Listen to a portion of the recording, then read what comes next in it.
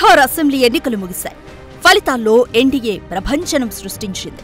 దీని వెనుక నితీష్ కుమార్ మార్క్ చాలా కీలకం. ఈయనను బీహార్ రాజకీయ చాణక్యుడిగా చెప్పొచ్చు. ఇప్పటికే 9 సార్లు ముఖ్యమంత్రిగా ప్రమాణ స్వీకారం చేసిన వ్యక్తిగా రికార్డుకెక్కారు. ఈసారి కూడా ఎన్డీఏతో పొత్తులో ఉన్నారు నితీష్.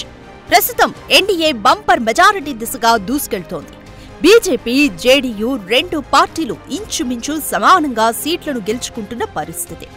ఈ క్రమంలో మరోసారి నితీష్ సీఎంగా ప్రమాణ స్వీకారం చేస్తారా అన్న ప్రశ్నలు తలెత్తుతున్నాయి. ఈ నేపథ్యంలో సీఎం నితీష్ కుమార్ పై పవర్ఫుల్ ప్రొఫైల్ స్టోరీ ఇప్పుడు చూద్దాం.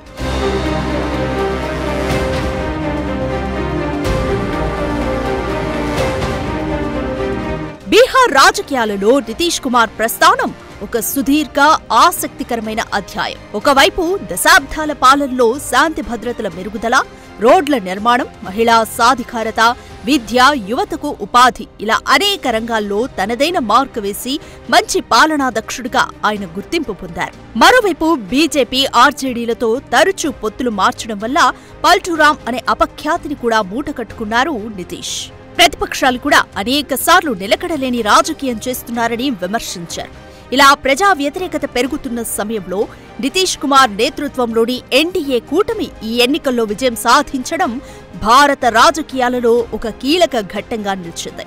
కూటమిలో తన ప్రాబల్యం తగ్గి వయస్సు, నిరుద్యోగం వంటి అనేక సవాళ్లను ఎదుర్కొన్నప్పటికీ నితీష్ కుమార్ రికార్డు స్థాయిలో 9వ సారి ముఖ్యమంత్రిగా ఎలా ప్రమాణ స్వీకారం చేయగలిగారు?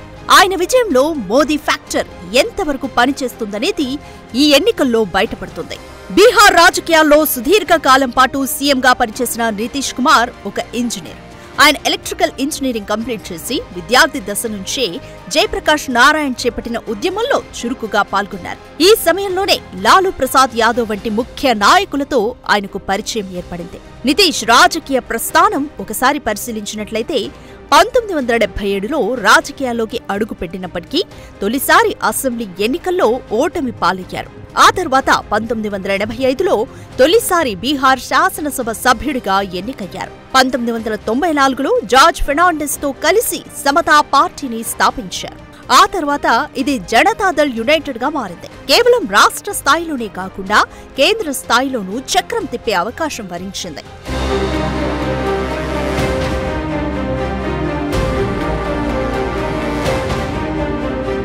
1989లో మొదటిసారి లోక్సభకు ఎన్నికయ్యారు నితీష్.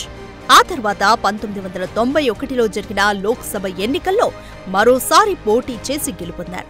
అప్పటికే నాయకులతో ఉన్న పరిచయాలు ఆయనను కేంద్ర మంత్రిని చేశాయి. వాజ్పేయి ప్రభుత్వంలో కేంద్రంలో ఉపరితల రవాణా, వ్యవసాయం, చివరిగా రైల్వే మంత్రిగా కూడా నితీష్ పనిచేశారు. 1996లో 3వసారి లోక్సభ అభ్యర్థిగా విజయం సాధించారు. తిరుగులేని నాయకుడిగా ఎదిగారు నితీష్.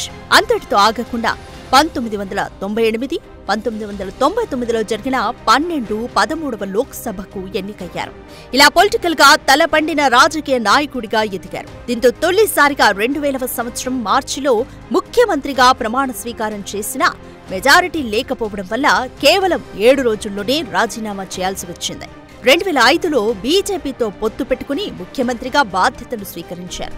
ఈ కాలంలో శాంతి భద్రతల మెరుగుదల, రోడ్ల నిర్మాణం, మహిళా సాధికారత వంటి అభివృద్ధి కార్యక్రమాలతో ఆయన గుడ్ అడ్మినిస్ట్రేటర్ గా మార్కులు కొట్టేశారు. ఈ సమయంలోనే ఆయన తన కుర్మీ వర్గం, అత్యంత వెనుకబడిన వర్గాలు, మహాదళిత్ వర్గాల మద్దతుతో ఒక బలమైన ఓటు బ్యాంకును సృష్టించుకున్నారు. బీహార్లో అత్యధిక కాలం ముఖ్యమంత్రిగా పనిచేసి రికార్డు సృష్టించారు. నితీష్ కుమార్ సుదీర్ఘ రాజకీయ జీవితంలో 2010, 2015 ఫిబ్రవరి, 2015 నవంబర్, 2017 జూలై, 2020 నవంబర్, 2022 ఆగస్టు, 2024 జనవరి ఇలా అనేక సార్లు ప్రభుత్వాలు పడిపోతున్నా మరో పార్టీలో చేరి ముఖ్యమంత్రిగా కొనసాగారు. బీజేపీ, ఆర్జేడీల మధ్య పలుమార్లు పొత్తులు మార్చారు.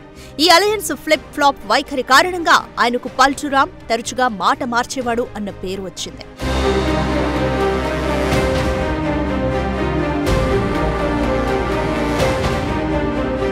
దీనివల్ల ఆయన విశ్వసనీయత కొంత దెబ్బతింది. నితీష్ సుదీర్ఘ పాలనలో రాష్ట్రం అభివృద్ధి చెందినా ప్రస్తుత ఎన్నికల్లో యువత నిరుద్యోగం గురించి తీవ్ర అసంతృప్తితో ఉన్నారు.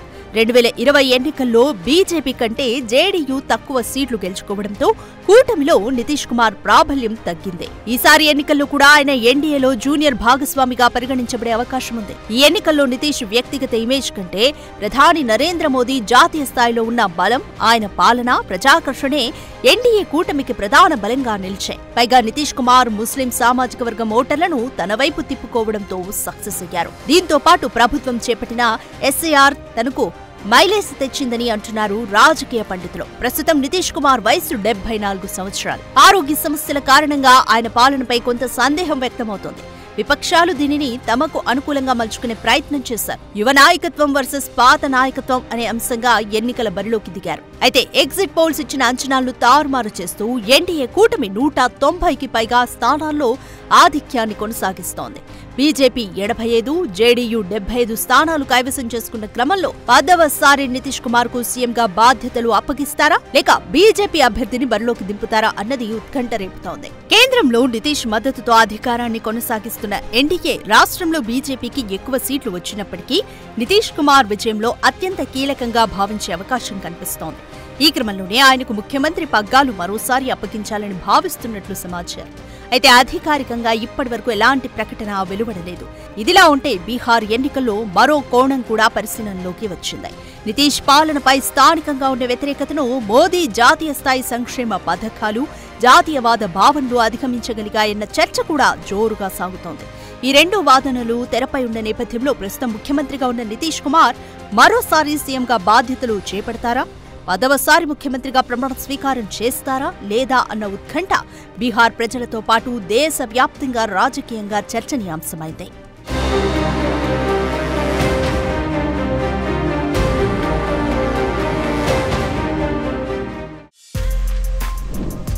For more videos like this, subscribe Big TV channel.